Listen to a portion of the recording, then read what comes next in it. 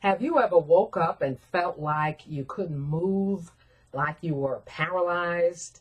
Well, we're going to talk about the meaning of sleep paralysis, night terrors, and nightmares right now.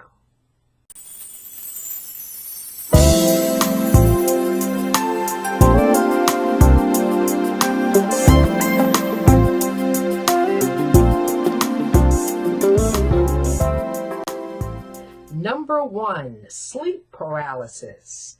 I have a very vivid memory of an episode of sleep paralysis that I experienced when I was a teenager.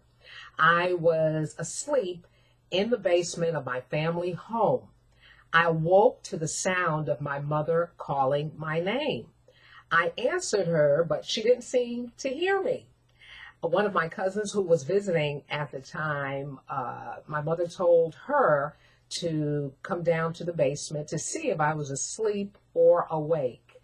I saw her come down the stairs. She approached me on the couch. She looked at me and she turned. She went back to the steps and she yelled up the steps to my mother, "She's asleep." And I said, "No, I'm not. I'm awake." So when I really woke up, I told my mother and my cousin what I had experienced, that everything that they had said, and they confirmed that that actually did happen. So I experienced sleep paralysis.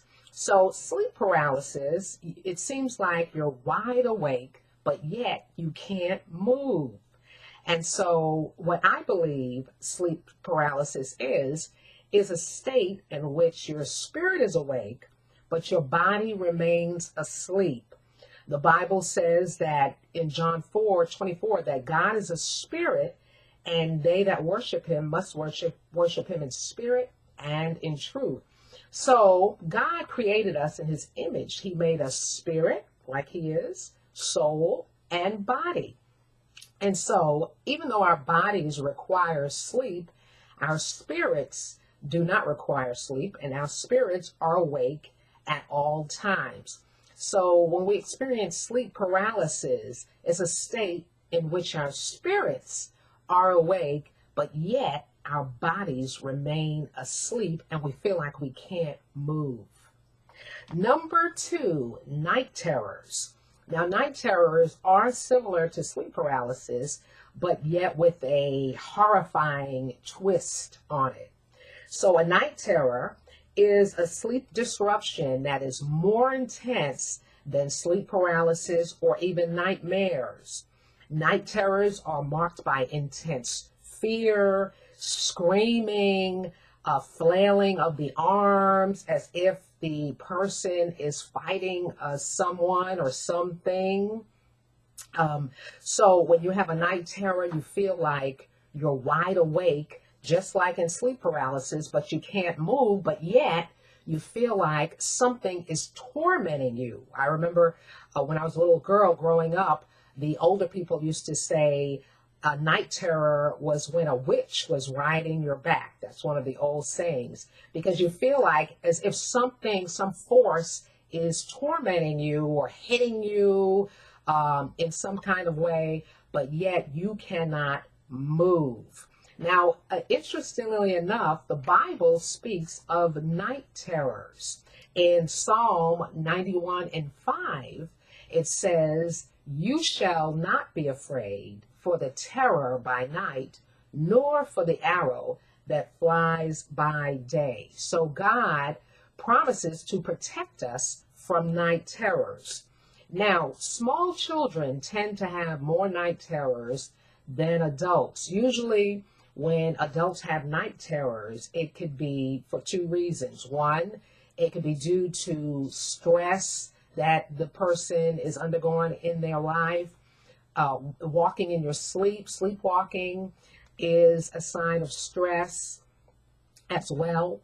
But also, night terrors can come through what I would call open doors. And so an open door is a way in which evil spirits or demonic spirits enter into your life and into your home. Now, what could be an open door? An example of an open door could be the fact that you have watched horror movies. So horror films or horror movies, watching scary movies, can open a door to evil spirits to enter into your home, to torment you in your sleep, to even torment your children as they sleep. So it's important that you close all doors to the entry of evil spirits into your life, that you pray and ask God to send his angels into your home to protect you and to cover you while you sleep and your children as well. Number 3, nightmares. And so nightmares tend to bring feelings of dread. They bring feelings of fear and anguish as well. Now, nightmares are subjective. In other words, what may seem like a nightmare to me, the same dream may not seem like a nightmare to you. Nightmares can fall into different categories of dreams. For instance, a nightmare can be a dark dream, a dream that the enemy sends to you, or it can be a spiritual warfare dream in which you're fighting an enemy, or it can be a warning dream, a dream sent by God himself. In the book of Daniel, the 2nd chapter, it tells the story how Nebuchadnezzar had a dream that he said terrified him.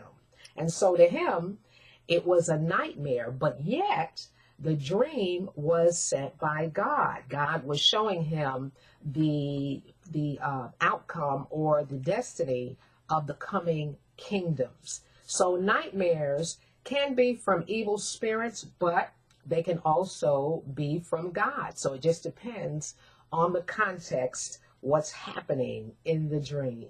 Well, I hope you learned something about the differences between sleep paralysis, night terrors, and nightmares. Always remember to say your prayers before going to sleep at night, not to allow the enemy any access into your home by way of your computer, television, watching ungodly things or horror films, and always asking God to protect you as you sleep, to send his angels to cover you and to cover your children and your home while you sleep.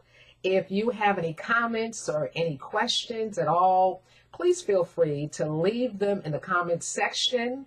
And don't forget to like and subscribe to my channel. If there's any categories or subjects you want me to discuss concerning dreams, please feel free to let me know. And I'll see you next time.